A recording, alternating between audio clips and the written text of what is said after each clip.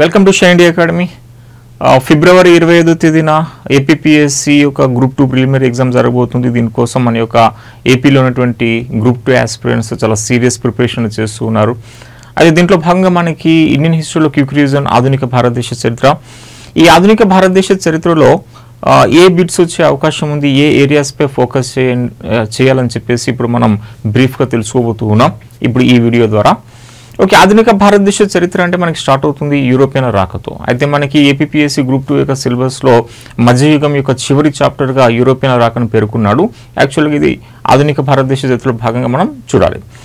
So Europeans మన భారతదేశానికి వచ్చారు వర్తకం చేయడానికి. ఆ వర్తకం ప్రధానంగా సుగంధ ద్రవ్యాలు మరియు మస్లిన్ సన్నని వస్త్రాల కోసం అని చెప్పేసి అంటాం. అయితే యూరోపియన్లు మొదటిగా భారతదేశంతో వర్తకం చేయడం కోసం భూ మార్గాన్ని ఉపయోగిస్తారు. అయితే కాన్స్టాంటినోపుల్ మార్గం అని చెప్పేసి అంటాం. టర్కీ ప్రస్తుతం ఇస్తాంబుల్. అయితే 1453 ఈ 1453లో అప్పుడు టర్కీ పాలకుడు 2వ మొహమ్మద్, అతని మొహమ్మద్ ఫెతి అని చెప్పేసి అంటారు. అతను యూరోప్ని పరిపాలన చేస్తున్న బైజాంటిన్ చక్రవర్తి అయినటువంటి కాన్స్టాంటిన్ లెవెన్ని ఓడిస్తాడు. కాన్స్టాంటినోపుల్ని ఆక్రమణ చేసేస్తాడు. వర్తకులపై ఆంక్షలు విధించేస్తాడు. దాంతో వర్తకం ల్యాండ్ రూట్ అనేది క్లోజ్ అయిపోయింది. అప్పుడు యూరోప్లో నౌకాయానం స్టార్ట్ అవుతుంది భారతదేశంతో నేరుగా సముద్ర మార్గం కనుగోవడానికి. సో మనకి గతంలో అడిగిన బిట్ ఏంటి, యూరోప్లో నౌకాయానం ప్రారంభం అయ్యింది ఏ సంఘటన తర్వాత అని చెప్పేసి అన్నాడు. అది 1453లో కాన్స్టాంటినోపుల్ ఆక్రమణ తర్వాత. అయితే అప్పుడు హెన్రీ ఫస్ట్గా ప్రోత్సహిస్తాడు, పోర్చుగల్ కింగ్. ఈ నౌకాయానం మొదటిగా ప్రోత్సహించింది పోర్చుగల్ వారు అని చెప్పేసి అంటాం. హెన్రీ ప్రోత్సహిస్తాడు. హెన్రీ తర్వాత వచ్చినట్టు కింగ్ జాన్ 2 అని చెప్పేసి ఉంటాడు. ఈ జాన్ 2 కాలంలోనే ఈ యొక్క బార్తిలోమ్యూ డయాజ్ అనేవాడు ఆఫ్రికా దక్షిణ ప్రాంతం వరకు వచ్చి తిరిగి వెళ్ళిపోతాడు. కేప్ ఆఫ్ స్టామ్ అని చెప్పి దానికి పేరు పెట్టాడని చెప్పేసి అంటాం. తర్వాత దానికి జాన్ 2 అనేవాడు కింగ్ దీనికి కేప్ ఆఫ్ గుడ్ హోప్ అని పేరు పెట్టాడు. తర్వాత జాన్ 2 కాలంలోనే కొలంబస్ బయలుదేరాడు. కొలంబస్ ఇండియాకి రాబోయి ఆయన కాస్త వెస్టిండీస్ కరేబియన్ దీవులకి వెళ్ళిపోయాడు. ఆ తర్వాత బయలుదేరాడు మన యొక్క వాస్కోడ గామా. సో ఫైనల్లీ వాస్కోడ గామా ఇతను అహ్మద్ ఇబన్ మజీద్ యొక్క సహాయంతో ఆయన సక్సెస్ అవుతాడు. ఇండియాకి వస్తాడు క్యాలికట్కి. క్యాలికట్ పాలకుడు జామోరిన్ వంశస్థుడైనటువంటి రాజా మను విక్రమన్ వర్మన్, అతన్ని సముధరి అని చెప్పేసి అంటారు. అతను స్వాగతం పలికాడు. తర్వాత వస్తువులు కొన్న తర్వాత తిరిగి వచ్చాడు యూరోప్కి వాస్కోడ గామా. ఈ వాస్కోడ గామా అమ్మిన తర్వాత తనకి 60 times ప్రాఫిట్ వస్తుంది. 60 times. అతను క్యాబ్రెల్ అనేవాడు వచ్చాడని చెప్పి అంటాం. ఆ క్యాబ్రెల్ స్థావరాలపై దాడి జరిగినప్పుడు ప్రతీకారం తీర్చుకోవడానికి వాస్కోడ గామా రెండవసారి భారతదేశానికి వచ్చాడు 1502లో. ఫస్ట్ వచ్చాడు 1498లో, ఇప్పుడు వస్తాడు 1502లో. క్యాలికట్ ఆక్రమణ చేసేస్తాడు. తర్వాత కోచిని ఆక్రమణ చేస్తాడు.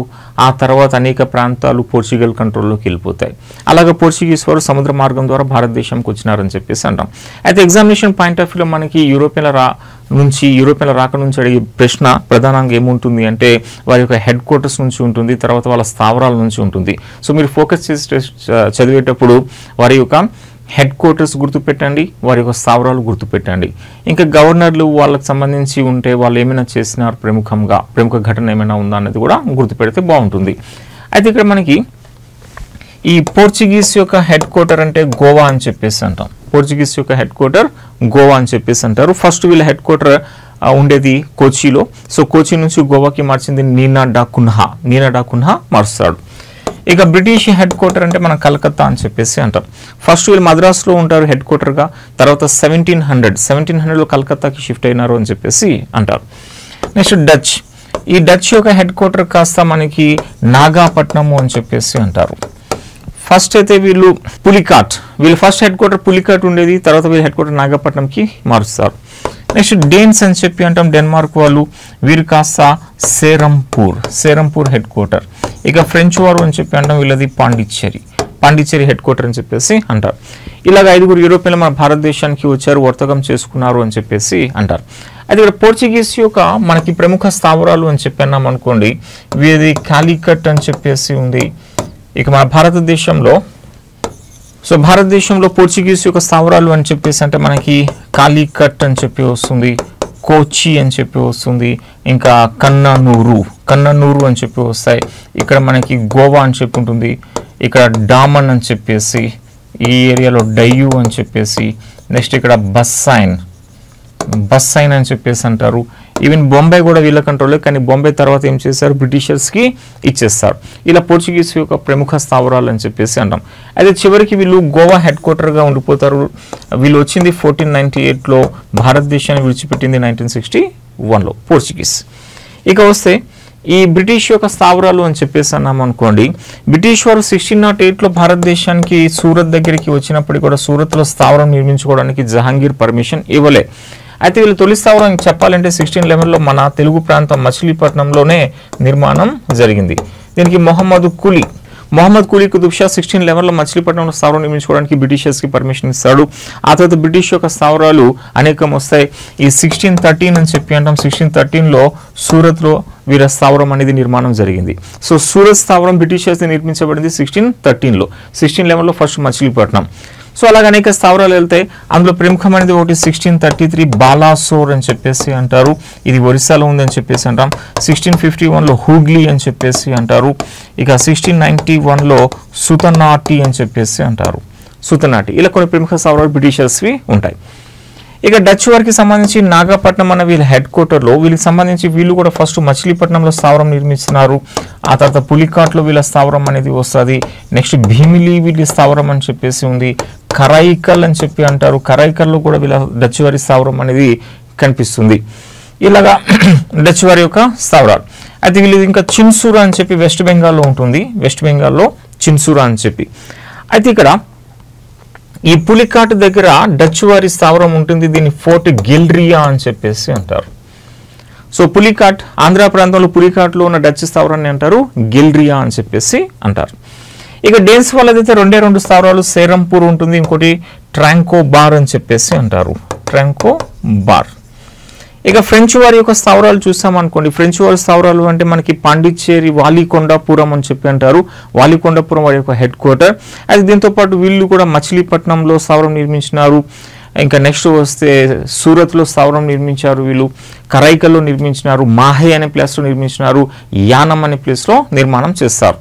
ఇలాగ 5 యూరోపియన్లు మన భారతదేశంకి వచ్చి వర్తకం చేసుకుంటున్నప్పుడు వీళ్ళ మధ్య ఆధిపత్యం అనే పోరు స్టార్ట్ అవుతుంది. ప్రతి ఒక్కరు కూడా భారతదేశంతో తమ ఒక్కరి మీద వర్తకం చేయాలి అనుకుంటారు. అయితే చివరికి వీళ్ళ మధ్య పోరు జరిగిందిగా. ఆ పోరులో బ్రిటిష్ వాడు విజయం సాధిస్తాడు.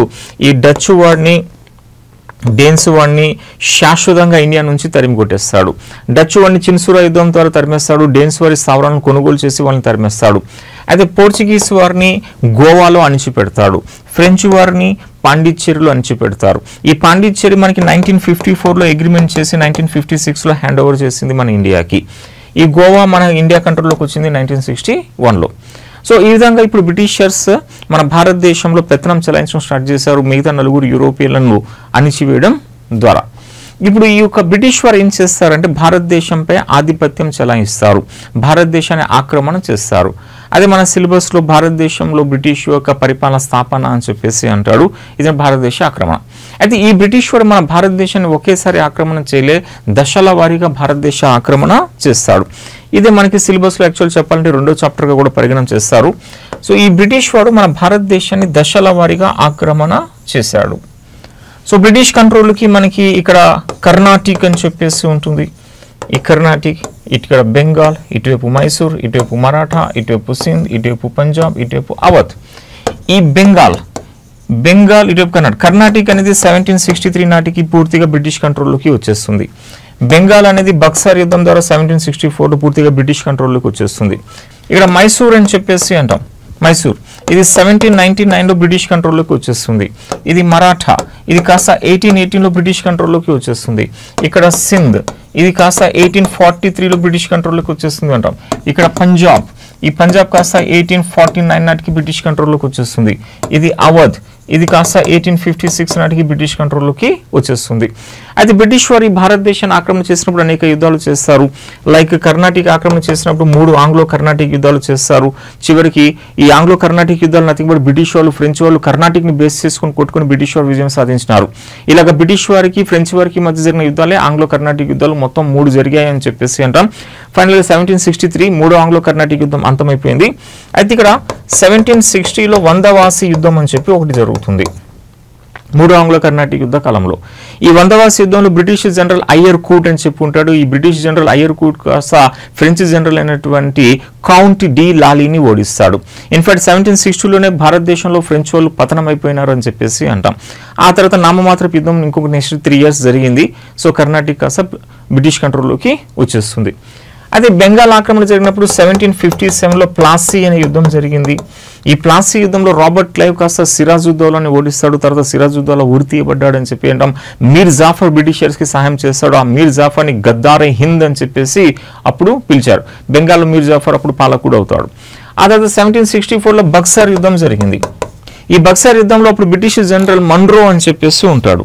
బ్రిటిష్ జనరల్ మన్రో కాస్త భారతదేశంకి చెందిన 3 పాలకుల్ని ఓడించినాడు అని చెప్పి అంటారు. అప్పుడు మళ్ళీ మొఘల్ చక్రవర్తి 2వ షా ఆలం అని చెప్పి ఉంటాడు. బెంగాల్ పాలకుడు మీర్ ఖాసీం అని చెప్పి ఉంటాడు. అవధ్ పాలకుడు షుజా ఉద్ దౌలా అని చెప్పి ఉంటాడు. ఈ 3ని ఓడించేస్తాడు మన్రో. ఆ తర్వాత బెంగాల్ కాస్త బ్రిటిష్ కంట్రోల్లోకి వచ్చేస్తుంది. ఆ తర్వాత 1765లో అలహాబాద్ ఒప్పందం జరిగింది. అలహాబాద్ ఒప్పందం ద్వారా ఈ యొక్క బెంగాల్ యొక్క దివానీ హక్కులు, పన్ను వసూలు చేసుకునే దివానీ హక్కుల కోసం పూర్తిగా బ్రిటిషర్స్కి అఫీషియల్గా వచ్చేస్తాయి ఈ యొక్క మొఘల్ చక్రవర్తి షా ఆలం 2 నుంచి. ఇది మనకి గతంలో గ్రూప్ 2 అడిగినటువంటి బిట్ ఇది. ఇక మైసూర్. ఈ మైసూర్ ఆక్రమణ కోసం 4 యుద్ధాలు జరుగుతాయి. చివరిగా 1799లో శ్రీరంగపట్నం యుద్ధం జరుగుతుంది. ఈ శ్రీరంగపట్నం యుద్ధంలో టిప్పు సుల్తాన్ చంపబడతాడు. సో ఆ విధంగా మైసూర్ కాస్త మైసూర్ కాస్త బ్రిటిష్ కంట్రోల్లోకి వెళ్ళిపోతుంది 1799లో. అయితే ఆ సమయంలో బ్రిటిష్ గవర్నర్ జనరల్గా ఎవరు ఉన్నారు అంటే వెలెస్లీ ఉంటాడు. వెలెస్లీ. సో మైసూర్ని 1799లో ఆక్రమణ చేసిన బ్రిటిష్ గవర్నర్ జనరల్ ఎవరంటే వెలెస్లీ. అప్పుడు శ్రీరంగపట్నం యుద్ధం ద్వారా అంతమైపోయింది. ఇక మరాఠా ఆక్రమణ కోసం 3 యుద్ధాలు జరిగినాయి. ఆ 3 యుద్ధాల్లో మరాఠాలు ఓడిపోయినారు. 1818లో మాండసోర్ ఒప్పందం అని చెప్పేసి జరిగింది. ఈ మాండసోర్ ఒప్పందం ద్వారా ఈ మరాఠా కాస్త బ్రిటిష్ కంట్రోల్లోకి వెళ్ళిపోతుంది. అప్పుడు గవర్నర్ జనరల్ మార్క్వేజ్ హేస్టింగ్స్ అని చెప్పి ఉంటారు. ఇక సింధ్ కాస్త 1843లో బ్రిటిష్ కంట్రోల్లోకి వెళ్ళిపోతుంది. ఎలన్ బరో అనే గవర్నర్ జనరల్ దీన్ని ఆక్రమణ చేస్తాడు. పంజాబ్ కాస్త 1849లో బ్రిటిష్ కంట్రోల్లోకి వెళ్ళిపోతుంది. డల్ హౌసీ దీన్ని ఆక్రమణ చేస్తాడు. అయితే దీనికోసం 2 ఆంగ్లో సిక్ యుద్ధాలు అని చెప్పి జరిగాయి. 2 ఆంగ్లో సిక్ యుద్ధాల తర్వాత డల్ హౌసీ కాస్త పంజాబ్ని ఆక్రమణ చేస్తాడు 1849లో.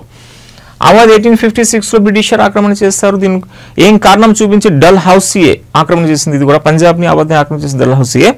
డల్ హౌసీ ఏం పేరుతో ఆక్రమణ చేశాడు అవధ్ని అంటే maladministration or misgovernance, తప్పుడు పరిపాలన.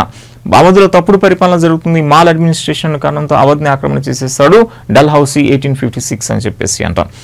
ఓకే, ఈ విధంగా భారతదేశాన్ని బ్రిటిష్ వాడు ఆక్రమణ చేసేసాడు అని చెప్పేసి అంటారు. అయితే బ్రిటిష్ వారు ఏం చేస్తారు అంటే మన భారతదేశంలో అనేక పరిపాలనా విధానాలు అవి కూడా ప్రవేశపెడతారు. అయితే దాంట్లో విద్యాపరంగా బ్రిటిష్ వాడు ప్రవేశపెట్టిన విధానంలో ముఖ్యమైనది ఒకటి ఏంటంటే డౌన్వర్డ్ ఫిల్టరేషన్ థియరీ అని చెప్పేసి ఉంటుంది. Downward filtration theory. ఈ డౌన్వర్డ్ ఫిల్టరేషన్ థియరీ ఏమిటి అంటే కింది స్థాయి విద్యకి ప్రాధాన్యత ఇవ్వరు, ఉన్నత విద్యకి మాత్రమే ప్రాధాన్యత ఇస్తారు. బ్రిటిష్ వారు కింది స్థాయి విద్య అంటే చాలా ఖర్చుతో కూడుకున్నది అని చెప్పి ఈ భారతదేశాన్ని ఆక్రమణ చేసిన తర్వాత బ్రిటిష్ వారు కింది స్థాయి విద్యకి ఇన్ఫాక్ట్ ప్రాధాన్యతనే ఇవ్వలేదు అని చెప్పేసి అంటారు. So downward filtration theory. మనకి గతంలో అడిగిన డౌన్వర్డ్ ఫిల్టరేషన్ థియరీ ఏ రంగానికి చెందిందని చెప్పేసి అన్నాడు, అది విద్యా రంగానికి చెందిందని చెప్పేసి అంటాం. ప్లస్ 1813 రెగ్యులేటింగ్ యాక్ట్ చట్టం ప్రకారంగా బ్రిటిష్ ప్రభుత్వం కాస్త ఈస్ట్ ఇండియా కంపెనీకి చెప్పింది ₹1,00,000 విడుదల చేయమని చెప్పి, కానీ ఆ డబ్బులు విడుదల చేయలే. సుమారుగా ఆల్మోస్ట్ 1830sలో ఆ డబ్బు విడుదలైంది అని చెప్పేసి అంటారు. ఓకే, 1830sలో ఇప్పుడు ఈ డబ్బు విడుదలైన తర్వాత దీని ఉపయోగం పైన 2 వర్గాలు ఏర్పడ్డాయని చెప్పి అన్నారు. ఒకటి దాన్ని ఆంగ్లాసిస్ వర్గం అని చెప్పి అన్నారు, ఇంకోటి ఓరియంటల్స్ వర్గం అని చెప్పేసి అంటారు. ఆంగ్లసిస్ వర్గం అంటే ఆధునిక విద్య కల్పించాలి, ఇంగ్లీష్ మీడియంలో అది కల్పించాలి. ఓరియంటల్స్ అనేవాళ్ళు ప్రాచీన భారత విద్య కల్పించాలని చెప్పేసి అంటారు. దీంట్లో నేతృత్వం వహించింది జేమ్స్ ప్రిన్సెప్. అండ్ ఆంగ్లసిస్ కి నాయకుడు మెకాలే. ఈ మెకాలే అంటాడు కంపల్సరీగా ఆధునిక విద్య కల్పించాలి, ఇంగ్లీష్ మాధ్యమంలో కల్పించాలి అని చెప్పి మెకాలే నోట్ ద్వారా చెప్తాడు. దాంతో అప్పుడు మన యొక్క విలియం బెంటిక్ ఆయన 1835లో మన భారతదేశంలో ఆంగ్ల మాధ్యమం అనేది ప్రవేశపెట్టాడు. సో ఆంగ్ల మాధ్యమం. సో 1835లో ఆంగ్ల మాధ్యమాన్ని ఎవరు ప్రవేశపెట్టాడని చెప్పి గతంలో చాలాసార్లు అడిగినాడు విలియం బెంటిక్. అది మెకాలే నోట్ ద్వారా ప్రవేశపెట్టాడు. ఈ మెకాలే ఆంగ్లసిస్కి నాయకుడు అని చెప్పేసి అంటారు. ఇక బ్రిటిష్ వారి ఆర్థిక విధానాలు చూసినప్పుడు బ్రిటిష్ వారు భూమి శిస్తు విధానాలు అనేవి ఫేమస్ అయింది. బ్రిటిష్ యొక్క భూమి శిస్తు విధానాలు అని చెప్పేసి అంటే వారిది జమీందారీ విధానం అని చెప్పేసి ఉంటుంది, రైతువారీ విధానం అని చెప్పేసి ఉంటుంది, మహల్వారీ విధానం అని చెప్పేసి ఉంటుంది. మహల్వారీ. సో జమీందారీ విధానం రూపకర్త సర్ జాన్ షోర్ అని చెప్పేసి అంటారు, సర్ జాన్ షోర్. రైతువారీ విధానం యొక్క రూపకర్త సర్ థామస్ మన్రో. ఇంకెంతో పాటు ఉంటాడు ఇంకొకడు రీడ్ అని చెప్పేసి ఉంటాడు. ఇక మహల్వారీ ఆర్ఎం బర్డ్ అని చెప్పేసి ఉంటాడు.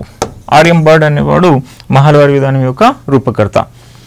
సో ఇలాగ 3 సిస్టమ్ జమీందారీ విధానాన్ని భారతదేశంలో రూపకల్పన చేసింది సర్ జాన్ షోర్, అయితే దీన్ని ప్రవేశపెట్టింది కారన్ వాలిస్.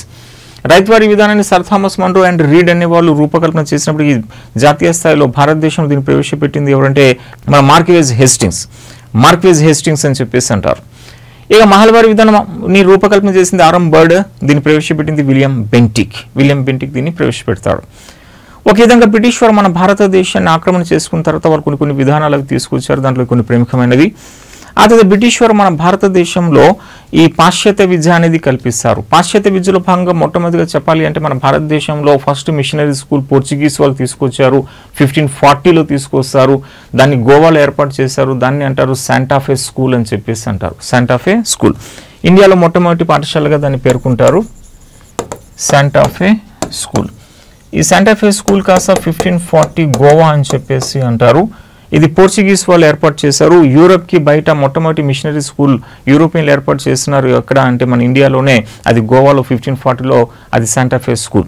తర్వాత అనేక స్కూల్స్ అనేవి వస్తాయి. సో బ్రిటిష్ వారు భారతదేశంలో విద్యా అభివృద్ధి కోసం కొన్ని కమిటీలు కూడా పంపించాడు. దాంట్లో famous first one Charles would committee అని చెప్పి అంటాం. 1854 ఆ ప్రాంతంలో వస్తుంది. దీన్ని వుడ్స్ డిస్పాచ్ అని చెప్పి అంటారు. వుడ్స్ డిస్పాచ్లో చార్లెస్ వుడ్ చెప్తాడు భారతదేశంలో 3 కొత్త యూనివర్సిటీలు ఏర్పాటు చేయమని చెప్పి. దాంతో గవర్నర్ జనరల్ లార్డ్ క్యానింగ్ 1857 తిరుగుబాటు జరుగుతున్నప్పుడు 1857లో మన భారతదేశంలో 3 యూనివర్సిటీలు ఏర్పాటు చేశాడు చార్లెస్ వుడ్ యొక్క రికమెండేషన్ బేస్ మీదుగా. అదే Calcutta university, Bombay university and Madras university అని చెప్పేసి అంటాం. ఓకే, ఇలా విద్య వచ్చినప్పుడు ఏముందంటే మన భారతదేశంలో చాలా మూఢ విశ్వాసాలు ఉండే. ఆ మూఢ విశ్వాసాలు ఉన్నప్పుడు చాలామంది భర్త చనిపోతే భార్యను చంపేయడం సతీ అనే పేరుతో ఇంకా అనేక ఇతర సామాజిక దురాచారాలు ఉంటాయి. అప్పుడు ఆ సామాజిక దురాచారాలకు వ్యతిరేకంగా పోరాటం చేయాలన్న భావన మన కొంతమంది మేధావులకు వచ్చింది బ్రిటిష్ యొక్క పాశ్చాత్య విద్య వల్ల. అనేక మంది మేధావులు సంఘ సంస్కర్తలు బయలుదేరుతారు. ఇప్పుడు భారతదేశంలో ఉన్నటువంటి ఈ సామాజిక దురాచారాలని ఖండించడం స్టార్ట్ చేస్తారు. అందులో మొట్టమొదటి ప్రముఖుడు మన రాజా రామ్మోహన్ రాయ్. సో దీన్ని మన సామాజిక సాంస్కృతిక జాగృతి ఉద్యమాలు అని చెప్పేసి అంటాం. అంటే ఆధునిక భారతదేశ చరిత్రలో మనకి నెక్స్ట్ వచ్చే ప్రముఖ అంశం ఈ యొక్క సామాజిక సాంస్కృతిక జాగృతి ఉద్యమాలు అని చెప్పి. అందులో అనేక మంది సంఘ సంస్కర్తలు ఉంటారు. ఆ సంఘ సంస్కర్తలు అంటే రాజా రామ్మోహన్ రాయ్ అని చెప్పి, దేవేంద్రనాథ్ ఠాగూర్ అని, కేశవ చంద్రసేన్ అని చెప్పేసి, హెన్రీ వివియన్ డిరాజియో అని చెప్పి అనేక మంది ఉంటారు. సో వీళ్ళకి సంబంధించి సాధారణంగా మీరు ఫోకస్ చేసి చదివేటప్పుడు కంపల్సరీగా వాళ్ళ బిరుదులు ఏమున్నాయో గుర్తుపెట్టండి, వారి పత్రికలు ఏమున్నాయో గుర్తుపెట్టండి, వారు ఏమి పుస్తకాలు రాశారో గుర్తుపెట్టండి, వాళ్ళు ఏమి సంస్థలు స్థాపించారో గుర్తుపెట్టండి. సాధారణంగా ఈ 4 అంశాల నుంచి బిట్ రిపీటెడ్గా వస్తూ ఉంటాయి. సో కాబట్టి నాట్ ఓన్లీ ఈ సామాజిక సాంస్కృతిక జాగృతి ఉద్యమాలు, జాతీయ ఉద్యమంలో మనకి మితవాద నాయకులు గోపాలకృష్ణ గోఖలే, దాదాబాయి నవరోజీ, ఎస్ఎన్ బెనర్జీ, ఆనందమోహన్ బోస్ ఎసెట్రా వాళ్ళకి సంబంధించి కూడా బిరుదు, పత్రిక, పుస్తకం, స్థాపన ఏమున్నాయో గుర్తుపెట్టండి. అతివాద నాయకులు లాల్ బాల్ పాల్, అరవిందో ఘోష్ వాళ్ళదికి సంబంధించి అదే గుర్తుపెట్టాలి మనం. అనేక మంది విప్లవకారులు ఉంటారు. ఆ విప్లవకారులు ఏమైనా పుస్తకాలు రాశారా అది గుర్తుపెట్టండి. తర్వాత మన యొక్క గాంధీజీ సంబంధించిన బిరుదు, పత్రిక, పుస్తకాలు, స్థాపనలు ఏమున్నాయి. సో గాంధీజీ భారతదేశంలో చేపట్టిన ఉద్యమాలు ఒక వరుస క్రమంలో మనం గుర్తుపెట్టాల్సి ఉంటుంది. అయితే ఇక్కడ మన సామాజిక సాంస్కృతిక జాగృతి ఉద్యమాల్లో మన రాజా రామ్మోహన్ రాయ్ అనేవాడు ప్రముఖుడు అని చెప్పేసి అంటాం. సో రాజా రామ్మోహన్ రాయ్ సంబంధించి మీకు ప్రధానంగా ఒక పత్రిక సంవాద కౌముది అనేది గుర్తుపెట్టండి. సంవాద కౌముది. ఈ సంవాద కౌముది ఒక భారతీయుడు స్థానిక భాషలో ప్రచురించినటువంటి తొలి పత్రిక సంవాద కౌముది బెంగాలీ భాషలో. ఆ తర్వాత ఈ రాజా రామ్మోహన్ రాయ్ పర్షియన్ లాంగ్వేజ్లో మిరాతుల్ అక్బర్ పత్రిక కూడా ప్రచురణ చేస్తాడు. ఇక రాజా రామ్మోహన్ రాయ్ ఒక ఫేమస్ పుస్తకం గిఫ్ట్ టు మోనోథియిస్ట్. ఇక రాజా రామ్మోహన్ రాయ్ యొక్క ఫేమస్ సంస్థ మీకు తెలిసిందే బ్రహ్మ సభ, దాన్ని బ్రహ్మ సమాజ్ అని చెప్పేసి మనం పేర్కొన్నాం. 1828లో వచ్చిందని చెప్పేసి అంటాం బ్రహ్మ సభ. ఇక దేవేంద్రనాథ్ ఠాగూర్, రాజా రామ్మోహన్ రాయ్ యొక్క శిష్యుల్లో ఒకటి దేవేంద్రనాథ్ ఠాగూర్. ఇతనే బ్రహ్మసభని బ్రహ్మ సమాజ్గా మార్చాడు. ఈ బ్రహ్మ సమాజ్ యొక్క సిద్ధాంతాలు వ్యాప్తి చేయడం కోసం ఒక సంస్థ దేవేంద్రనాథ్ ఠాగూర్ స్థాపిస్తాడు. దాన్ని తత్వబోధిని సభ అంటారు. తత్వబోధిని సభ. ఇది తత్వబోధిని పత్రిక అనేది కూడా ఉంది దేవేంద్రనాథ్ ఠాగూర్ది. ఇంకొక సంఘ సంస్కర్త కేశవ్ చంద్ర సేన్, కొంచెం వివాదాస్పదంగా ఉంటాడు ఈ కేశవ్ చంద్ర సేన్. ఎన్నో ఒక పత్రిక ఫేమస్ ఇండియన్ మిర్రర్ అని చెప్పి పత్రిక ఉంది కేశవ్ చంద్ర సేన్.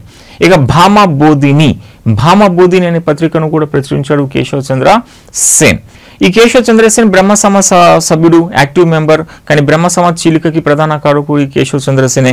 బ్రహ్మ సమాజ్ కాస్త ఆది బ్రహ్మ సమాజ్గా బ్రహ్మ సమాజ్ ఆఫ్ ఇండియాగా చీలిపోయింది. దానికి ప్రధాన కారకుడు కేశవ్ చంద్ర సేనే. ఈ బ్రహ్మ సమాజ్ ఆఫ్ ఇండియా స్థాపకుడు ఎవరంటే కేశవ చంద్ర సేన్.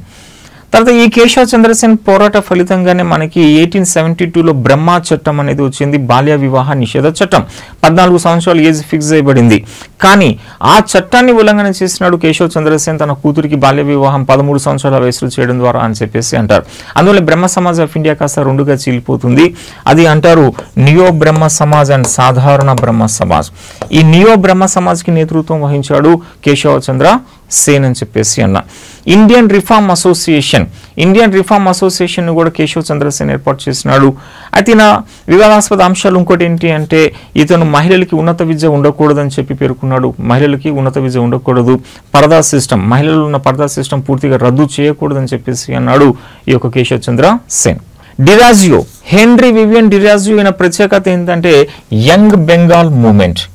యంగ్ బెంగాల్ మూమెంట్ ని ఈయన చేపట్టి బెంగాలీ సంస్కృతిని బాగా వ్యాప్తి చేసినటువంటి వాడు ఈ యొక్క హెన్రీ వివియన్ డిరాజియో.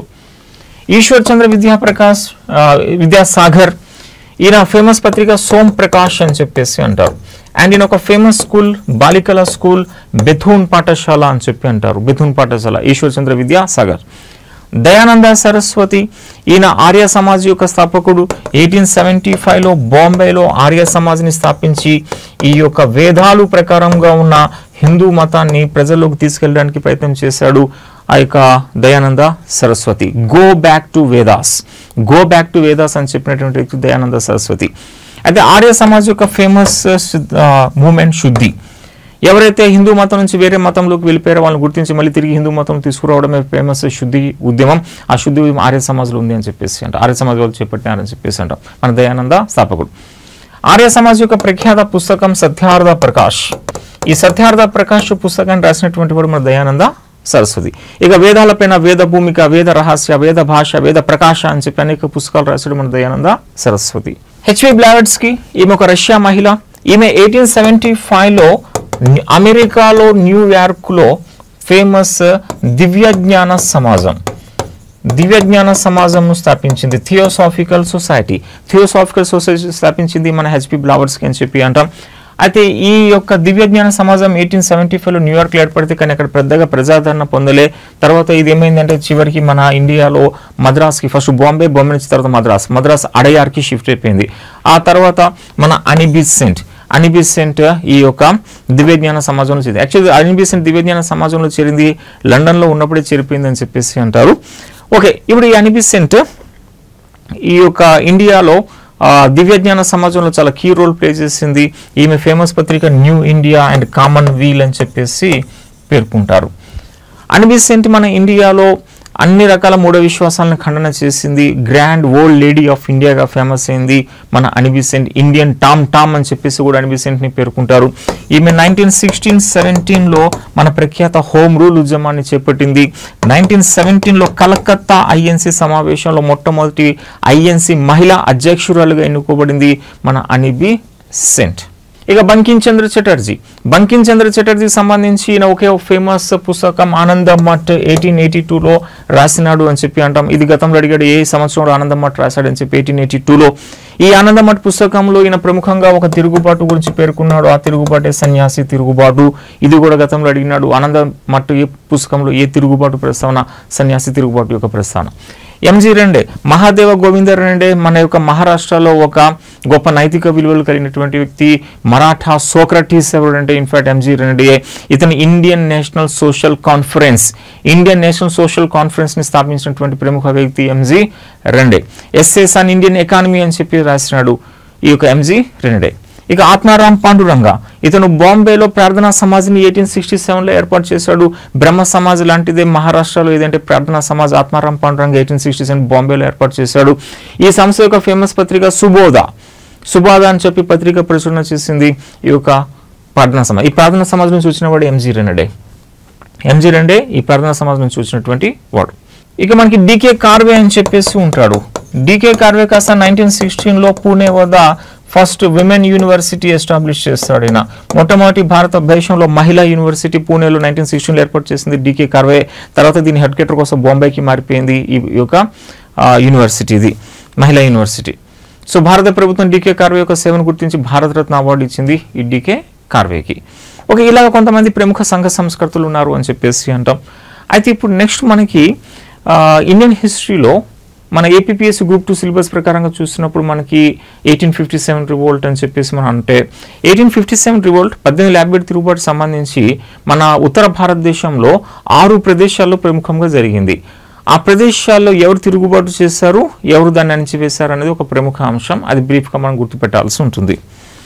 ఇప్పుడు నెక్స్ట్ మనకి 1857 రివోల్ట్ అని చెప్పేసి అంటే ఈ 1857 రివోల్ట్ మన భారతదేశంలో సో ఇక్కడ ఢిల్లీలో జరిగింది అని చెప్పేసి అంటాం. ఇక మనకి కాన్పూర్లో జరిగింది అని చెప్పి అంటాం. లక్నో అని చెప్పేసి అంటారు. ఫైజాబాద్ అని చెప్పేసి అంటాం. నెక్స్ట్ అర్రా అని చెప్పేసి అంటారు. ఇక ఝాన్సీ అని చెప్పేసి అంటారు. ఈ 6 ప్లేసెస్లో మనకి ప్రముఖం కనిపిస్తుంది. అయితే ఢిల్లీలో తిరుగుబాటు చేసినటువంటి ఆ నాయకుడి యొక్క పేరు బఖ్త్ ఖాన్ అని చెప్పేసి అంటారు. బరేలీ నుంచి సైన్యాన్ని తీసుకొచ్చి ఢిల్లీలో తిరుగుబాటు చేసినటువంటి వ్యక్తి బఖ్త్ ఖాన్. అయితే దీన్ని అణిచివేసింది నికోల్సన్ అని చెప్పేసి అంటారు. అయితే హడ్సన్ అనేవాడు వస్తాడు, నికోల్సన్ చంపబడతాడు, తర్వాత హడ్సన్ వచ్చి దీన్ని పూర్తిగా అణిచివేసేస్తాడు. అయితే ఈ హడ్సన్ అప్పుడు చివరి మొఘల్ చక్రవర్తి అయినటువంటి రెండో బహదూర్ షా ఫ్యామిలీ మెంబర్స్ అందరినీ చంపేస్తాడు. రెండో బహదూర్ షా భార్య జీనత్ మహల్ని కూడా చంపేస్తాడు ఈ హడ్సన్. ఈ రెండో బహదూర్ షా ఒకే ఒక కొడుకు బతికి ఉంటాడు, జీవన్ భక్త్. వాళ్ళని ఏం చేస్తాడంటే ఇక్కడ మియన్మార్లో క్యాపిటల్ రంగూన్కి పంపించేస్తాడు ఈ హడ్సనే. ఇక కాన్పూర్లో తిరుగుబాటు చేసింది ఎవరంటే నానా సాహెబ్. సో పీష్వాస్లో చివరి పీష్వా రెండో బాజీరావ్. ఆ రెండో బాజీరావ్ దత్త కొడుకే నానా సాహెబ్, ఇతన్నే ధోండు పండిత్ అని చెప్పేసి అంటారు. ఈ ధోండు పండిత్కి పెన్షన్ ఇవ్వబడేది తండ్రి చనిపోయిన తర్వాత. రెండో బాజీరావ్ చనిపోయిన తర్వాత నానా సాహెబ్కి పెన్షన్ ఇస్తా, పెన్షన్ సరిపోలేదని చెప్పి నానా సాహెబ్ యొక్క ఒక మంత్రి ఉండేవాడు ఆయన. ఓకే, అజీముల్లా యొక్క అత్యంత ట్రస్టెడ్ పర్సన్స్లో కూడా ఆయన మంత్రి అజీముల్లా అని చెప్పి ఉంటాడు. అజీముల్లాని లండన్కి పంపించినాడు అని చెప్పి అంటాం. ఇంకోటి తాంత్యా తోపే అని చెప్పి ఉంటాడు. తాంత్యా తోపే ఈయన ఒక ఫేమస్ ట్రస్టెడ్ పర్సన్స్లో ఒకడు అని చెప్పేసి అంటాం. అయితే చివరికి తిరుగుబాటుని అణిచివేసేసింది క్యాంప్ బెల్ అని చెప్పేసి అంటారు. Camp bell. అయితే తాంత్యా తోపే గ్వాలియర్కి పారిపోయి గ్వాలియర్ నుంచి బ్రిటిషర్స్ని ప్రతిఘటన చేస్తాడు. కానీ ఆ గ్వాలియర్లో మాన్ సింగ్ అని చెప్పి ఒక జమీందార్ నమ్మక ద్రోహం చేసి బ్రిటిష్కి ఇన్ఫార్మ్ చేసేస్తే ఈ తాంత్యా తోపుని పట్టుకొని ఊరి తీసేస్తారు. శివపురి అనే ప్లేస్లో తన్ని ఊరి తీశారు. ఇక లక్నోలో బేగం హజరత్ మహల్. ఈ హజరత్ మహల్ లక్నోలో అవధ్ చివరి పాలకుడు వాజీద్ అలీ షా యొక్క భార్య బిల్జిస్ ఖాదిర్ కుమారుడు. ఆ బిల్జిస్ ఖాదిర్ని తన లక్నోకి అవధ్కి పాలకుడిగా పేర్కొని బ్రిటిష్కి వ్యతిరేకంగా తిరుగుబాటు చేసిన ఒక వీర నారి హజరత్ మహల్ అని చెప్పేసి అంటాం. ఇది ఆల్రెడీ గ్రూప్ 2లో అడిగినటువంటి బిట్. బేగం హజరత్ మహల్ ఎక్కడ తిరుగుబాటు చేసిందని చెప్పి అడిగాడు. లక్నోలో చేసింది. అయితే ఇక్కడ కూడా తిరుగుబాటు అని చేసింది క్యాంబెల్లే తిరుగుబాటుని అని చేసేస్తాడు. అయితే నానా సాహెబ్ నేపాల్కి పారిపోయినాడు. హజరత్ మహల్ కూడా నేపాల్కి పారిపోయింది. ఫైజాబాద్ మౌలవి అహ్మదుల్లా అని చెప్పి ఉంటాడు. చెన్నై నుంచి వచ్చినాడు. మద్రాస్ నుంచి వచ్చి తిరుగుబాటుని చేసిన వాడు అహ్మదుల్లా. అయితే అణి చేసింది తిరుగుబాటు జగన్నాథ్ సింగ్ అని చెప్పేసి ఒక లోకల్ కింగ్ ఉంటాడు. పుల్వాన్ రాజు అయినా ఆ పుల్వాన్ కింగ్ అయిన జగన్నాథ్ సింగ్ తిరుగుబాటు నుంచి అహ్మదుల్లా బ్రిటిష్కి అప్పగించేస్తే 50,000 రూపాయల రివార్డ్ ఈ జగన్నాథ్ సింగ్కి వచ్చింది. అర్రాలో మనకు కున్వర్ సింగ్. ఈ కున్వర్ సింగ్ వృద్ధుడు. ఈయన బీహార్కి భీష్ముడు, బీహార్కి కేసరి అని చెప్పేసి అంటారు. సో తిరుగుబాటు చేశాడు, కానీ అణిచివేసేస్తారు టేలర్ అండ్ అయ్యర్. ఈ తిరుగుబాటుని అణిచేసి కున్వర్ సింగ్ని చంపేస్తున్నారు అర్రాలో. ఇక ఝాన్సీలో అంటే లక్ష్మీబాయి అని చెప్పేసి అంటాం. ఈ లక్ష్మీబాయి ఈమె యాక్చువల్ పేరు మన్నుబాయి అని చెప్పి అంటారు. మన్నుబాయికి పెళ్లి జరిగింది ఝాన్సీలో పాలకుడైన గంగాధర్ రావుతో. ఆ గంగాధర్రావు ఈమెకి లక్ష్మీబాయి అని పేరు ఇచ్చినాడు. వీళ్ళకి ఒక కొడుకు పుట్టాడు, కానీ 3 నెలలు 4 నెలలను చనిపోయినాడు ఆయన. తర్వాత ఇన్ఫాక్ట్ వీళ్ళు దత్తత కుమారుడు ఉంటాడు, దామోదర్రావు అని చెప్పేసి అంటారు. అయితే తర్వాత అనారోగ్యంతో చనిపోయాడు గంగాధర్రావు. ఇప్పుడు ఈ బ్రిటిష్ వారు రాజ్య సంక్రమణ సిద్ధాంతం ప్రకారంగా ఝాన్సీని వాళ్ళ గుప్పెట్లకు తీసుకుంటారు. లక్ష్మీబాయికి కొంత పెన్షన్ ఇవ్వడం అనేది చేస్తారు. అలాగే 1857 తిరుగుబాటు స్టార్ట్ అవుతుంది. ఇప్పుడు 1857 తిరుగుబాటులో లక్ష్మీబాయి కీలకంగా పాల్గొంటుంది. యుద్ధ భూమిలో నేరుగా పాల్గొంది అని చెప్పేసి వీరనారిగా పోరాటం చేసింది. కానీ హుగ్రోజ్ చేతుల్లో చనిపోయింది ఈ లక్ష్మీబాయి.